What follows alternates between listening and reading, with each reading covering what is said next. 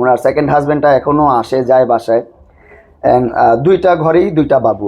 ওরে যখন আমি জিজ্ঞাসা করতাম, ও বলতো এগুলো ওর কাজিনের বাচ্চা। ওর কাজিন কোথায় থাকে জিজ্ঞাসা করলে বলতো যে কানাডা থাকে। আমি আবার এভাবেও প্রশ্ন করতাম যে তোমার কাজিন কি আরেকটা বিয়ে করছে? বলেছে আমি তো এত কিছু জানি না। আমি বলি তাহলে তোমার কাজিন হলো কীভাবে যে তুমি জানো না সে আরেকটা বিয়ে করছে নিয়ে করে নাই? তো এগুলো নিয়ে ও না কথা এড়াইতে পারতে। আমার সাথে মেসেজ আছে এখনও, ওরা সবাই আমাকে ভাইয়া বলে ডাকে। ইভেন লেলা শিখাই দিত যে তোমার মামুন ভাইয়াকে এটা করে দাও, ওইটা করে দাও, মামুন ভাইয়ের কাছে আসো, মামুন ভাইয়ের ওইটা করো। মানে ওই শিখাই দিতাম ভাইয়া ভাইয়া বলতে। তখন আমি এত মানে যেহেতু একটা মা তো কখনো পারবে না নিজের মেয়েকে বলতে যে বয়ফ্রেন্ডকে ভাইয়া বলো, কখনো সম্ভব না। এই থিওরিটা আমার মাথায় কাজ করতো তখন যে না আসলে মনে কাজিনের বাচ্চা, এই জন্য আমাকে ভাইয়া ডাকায়। সমবয়সী আমরা যেহেতু, তাই আমাকে ভাইয়াই ডাকে। ছোটো বাচ্চা যেটা ওইটাও ভাইয়া ডাকে আমাকে। ইভেন ওর বাসায় যত কাজের মেয়ের আছে সবাই আমাকে ভাইয়া ডাকে। সো এই হচ্ছে আপনার বিষয়টা, যে আমি টোটালি জানতামই না এটা। আমার কোনো মাথা ব্যথা নাই এখানে। ওর মতন লাইফ লিড করুক। ও যেদিন আমার একদম মুক্তি দেবে আমাকে, তারপরে থেকে আমি তো এখনও ওকে কখনো ডিস্টার্ব করি না। ওর নাম্বারে কখনো একটা সিঙ্গেল নাম্বার দিয়েও আমি মেসেজ দিই না, কিন্তু ও এখনও মেসেজ দেয় আমাকে, আমার খোঁজ খবর নেয়। আমি কি করি, কোথায় যাই, কোন মেয়েকে হাই লিখলাম, কোন মেয়েকে হ্যালো লিখলাম সেটাও খোঁজ নেয়, কোথায় গেলাম সেটাও খোঁজ নেয়। এখন পর্যন্ত আমার পিছনে 3-4টা গুলিন্দা মনে হয় লাগাই রাখছে, এখন পর্যন্ত আছে। এখানে আপনারা আছেন, আমি ইন্টারভিউ দিচ্ছি, এটাও জানে মনে হয়। কি ভালোবাসা হতে পারে কখনো? ও তো অন্তর ভালো না, তো ভিতর ভালো না। এটা তো লোক দেখানো ভালোবাসা, মানুষ দেখানো ভালোবাসা। এটা তো মন থেকে ভালোবাসা হতে পারে না কখনো। ঠিক আছে, আপনি রাগের মাথায় আমাকে জেল খাটাইছেন, ঠিক আছে, আমি ভুল করছি, আমার ভুলের কারণে আপনি জেল খাটাইছেন। এখন জেল খাটানোর পরে এখন আপনার উচিত কি যে না, ওর শাস্তি দেওয়া শেষ, ওর আমি এখন রিলিজ করে দিই। আপনার হাতে আসছে জিনিসটা। এখন আপনি সে বলেন এটা তো পুরো আইনি প্রসেস, এটা আইনের মাধ্যমেই চলবে, আমি কিছুই জানি না। এটা ভালোবাসা? কিসের প্রসেস এটা দেখতে হবে, ওইটার উন্মোচন করতে হবে, ওইটা গেটে বের করবো, এটা শেষ করবো কীভাবে, এটা শেষটা আমার দেখতে হবে। আমার ভালোবাসা মানুষকে কীভাবে ভালো রাখবে, সেটা হচ্ছে ভালোবাসা। এটা কোনো ভালোবাসা হতে পারে না। ভালোবাসা থাকতো, ওর সাথে একটা ভালো একটা সম্পর্কও থাকতো। এখন আমার ওর সাথে, ও এখন এখানে বসেও থাকতো। যদি আমি জেল থেকে বের হওয়ার পর আমরা যেভাবে কথা বলতেছিলাম এভাবে যদি ও কন্টিনিউ করতো। ওর ভিতর ভালো না তো, ওর অনেক চিন্তা ভাবনা, অনেক কিছু ভেবে ও কাজ করে। চাইলে ওরে অনেকগুলা মামলা দিতে পারতাম, এবং এখনও পারি চাইলে।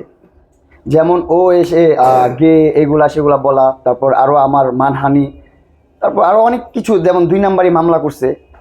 এই নেগেটিভ পজিটিভ সব মামলা, কিন্তু একটা মামলার সাথে কিন্তু একটা মামলা মিল নেই। কোনো মিল থাকতে হবে, তাহলে ধাপ থাকতে হবে, কোনো ধাপ নাই। সবই এলোমেলো মামলা করে রাখছে, যা মন চায় তা করতেছে। আরও অনেক কিছু প্রুফ আছে আমার কাছে, যেগুলো দিয়ে আমি ওর মামলা করতে পারবো। 2 থেকে 3-4টা মামলা ওরা আমি অটোমেটিকলি দিতে পারবো। এটা নিয়ম আছে, বাংলাদেশ আইনে আছে, যেগুলো করছে। কিন্তু আমি মামলা করি নাই। আমি ভাবছি যে থাক, আমার মামলা করার দরকার নাই, ওর মতো থাকুক, ও সিঙ্গেল মাদার, ও ভালো থাকুক, যেভাবে আছে ভালো থাকুক। আমি ওর খারাপ চাই না, ভালো থাকুক, যেখানে আছে ভালো থাকুক। 4টা যেটা বাইক আছে, 4টা বাইকের মধ্যে একটা বাইক R15, ওইখানে ওর অর্ধেক টাকা আর অর্ধেক টাকা আমার। এটা হচ্ছে ওর সাথে সম্পর্ক হওয়ার প্রথম আমার যে বার্থডে ছিল, যে বার্থডেতে আমি একটা কার গিফট পাইছি ওর কাছ থেকে। ওই সময়ই হচ্ছে যে বাইকটা কিনছি আমি। আমার বাইকটা কেনার অনেক ইচ্ছা ছিল, কারণ আমার বাইক একটা প্রথম বাইক যেটা ছিল R15 V3 2019-এর মডেল।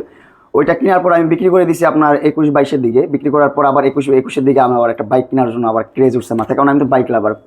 তো তখন আমি আবার বাইকটা কেনার জন্য ক্রেজ উঠছে। ওঠার পরে ওইখানে R15টাতে অর্ধেক টাকা দিছি, আর অর্ধেক টাকা আমি দিছি, আমার স্যালারি আসছিলো, স্যালারি থেকে দিয়ে দিছি। তারপর যে CBR আছে, আপনার GSX-R আছে, তারপর টার্বো আছে, এগুলো সম্পূর্ণ আমার স্যালারি দিয়ে কেনা। আমার ফেসবুক থেকে যে আর্নিংটা আসছে, এই আর্নিং দিয়ে কেনা। এখন সিঙ্গেল থাকবো, কাজ করবো, এভাবেই থাকতে চাই। কারোর আর লেলা বানানোর দরকার নাই, যে ওনার লেলা দরকার নাই, নাইরা বেলতলা একবারই যায়। লেলা পারবে ভাই এইগুলোই করতে, ওর মামুন তৈরি করতে পারবে না, এটা ইম্পসিবল। মামুন বাংলাদেশে 1 পিস, এটা আর পাবেন না। আপনিও আপনার জায়গা থেকে 1 পিস। আপনি যে ভিডিও দেখতেছেন আপনিও 1 পিস। আপনার মধ্যে অনেক প্রতিভা আছে, আপনার মধ্যে অনেক কিছু আছে, নিজেকে খোঁটায় বের করেন। বাড়ি করতে ও আমাকে 1,20,000 টাকা দিছিল। এটা হচ্ছে আমার একদিনের মজুরি দিছিল। একটা মজুরি থাকে না অনেক স্টাফদের, যারা কাজ করে ওই জায়গায়, রাজমিস্ত্রি যারা ছিল, তাদের একটা বেতন, মানে আমার একটা পেমেন্ট। আপনারা জানেন অনলাইনের পেমেন্টগুলো কেমন হয়, মাঝে মধ্যে আটকে গেলে অনেক দিন পর পেমেন্ট আসে, অনেক দিন পর পেমেন্টটা ব্যাংকে আসে।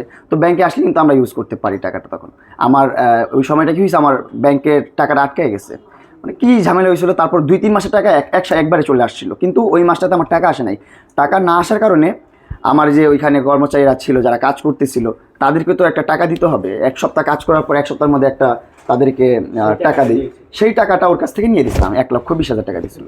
আপনি যদি ওর আগের লাইভ দেখেন, সেখানে দেখবেন যে এইখানেও একটা লাইভ আছে, এখানে দাঁড়া একটা লাইভ আছে, আর ওর বাসায় লাইভ আছে, যেখানে ও নিজেই বলছে যে না, মামুনের বাড়ি করার প্রতি আমার কোনো টাকা পয়সা নাই, এটা পুরোটাই ওর এফোর্ট, ও নিজের টাকা দিয়ে নিজের অর্থায়নে বাড়িটা করছে। এটা কিন্তু ও নিজের মুখেই বলছে, এটা আমি বলতেছি না। আপনারা ওর প্রিভিয়াস যে ইন্টারভিউগুলো আছে ওগুলো দেখে আসবেন, বেশি না 6-7 মাস আগের ইন্টারভিউগুলো দেখলেই পাবেন। আর এখন এসে কেন বলতেছে আমি জানি না, ওর সুবিধার্থেও ইউজ করতেছে, বলতেছে, চাচ্ছে ছোট করতে, করুক, সমস্যা নাই। আর আমার মধ্যে তো ভাই কোনো কিন্তু নাই, আমার মধ্যে কোনো প্যাচগোজ নাই। প্যাচগোজ থাকলে আমি কখনো এই অনলাইনের মধ্যে এসে বলতাম না আমাকে শখের এই জিনিস কিনে দিচ্ছে, ওই জিনিস কিনে দিচ্ছে, এটা করে দিচ্ছে, সেটা করে দিচ্ছে। আমি বলতাম আমার কিছুই দেয় নেই, গিভ অ্যান্ড টেকের ব্যবসা ছিল, ও আমাকে দিচ্ছে, আমি ওরে ফ্যান ফলোয়ার দিছি, ও আমাকে এটা দিছে। এটা কিন্তু আমি চাইলে বলতে পারি, কিন্তু বলার তো এটা রাইট নাই। এটা তো তাহলে আমি মানুষের কাতায় পড়ে যাবো। সো ওইগুলোই চিন্তা ভাবনা করে আমি এগুলো সত্য কথাই বলি অলওয়েজ। এখন কে কীভাবে নেবে এটা ভেবে আমি কথা বলি না।